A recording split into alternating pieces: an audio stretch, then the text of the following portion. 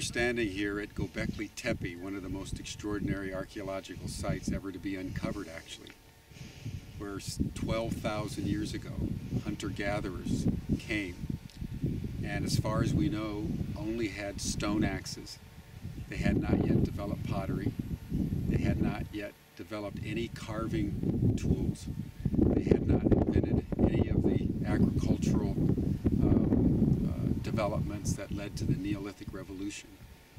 And they built a series of monoliths, stone hinges, if you will, out of 10-ton blocks of stone, intricately carved with all kinds of animals and insects, and they've uncovered so far a human form, a man with an erect phallus, but only 5% of the overall site has been uncovered.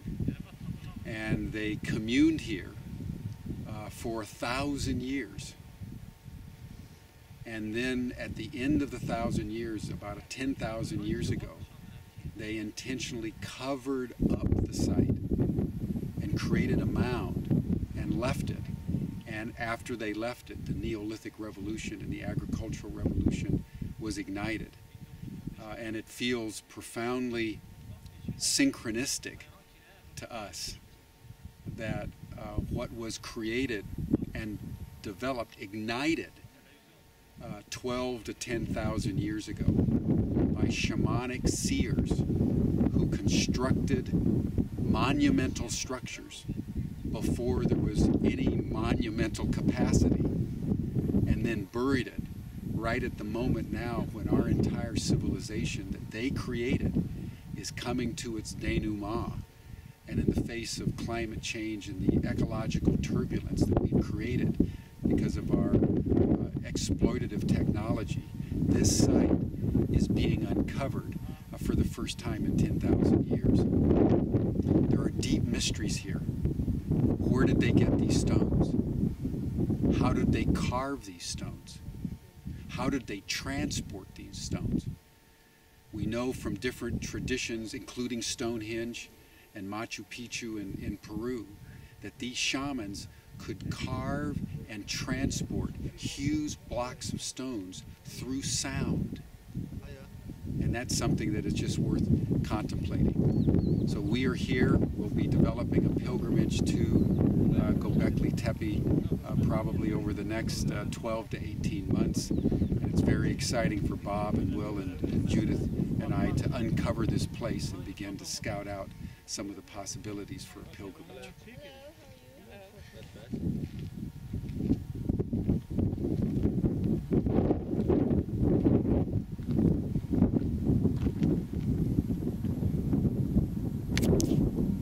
Hi, this summer I was walking and a very rare black fox with a white tip on its tail came into my view, and at first I couldn't believe what I'd seen. It turns out that this particular fox is only seen very rarely in the United States. Then we had the dream of coming here to this place in southeast Turkey, just a few miles from Syria. The dream of coming to see Gobekli Tepe, an ancient site where prehistoric people gathered to worship, perhaps for the very first time in the human story. And now we are here as an entourage of Wisdom University and the Earth Tribe. And one of the most important images in this site, behind me you will see, hopefully, an image of a fox that well could be from 11 to 13,000 years old. And so questions come to my mind and my heart as I resonate here. What were these people doing in covering this site up? And were they looking ahead as the civilization as we know it, and agriculture and horticulture spawned at the end of this period? Were they somehow looking ahead and seeing that we were entering a cul-de-sac? And is the fox somehow appearing to us today in our dreams and in actual life, attempting to be our totem, to guide us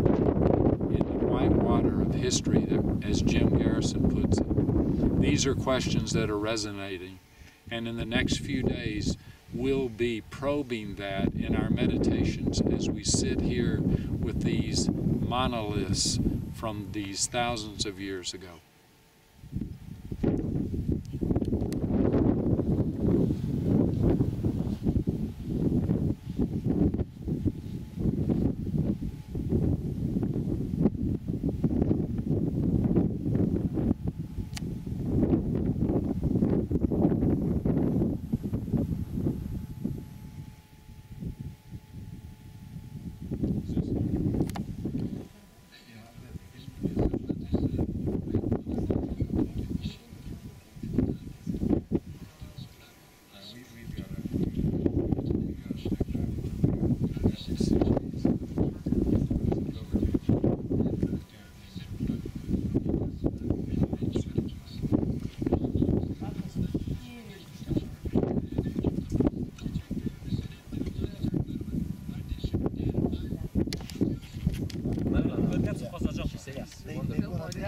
Actually, Remi's 25th. 12,000 years ago, they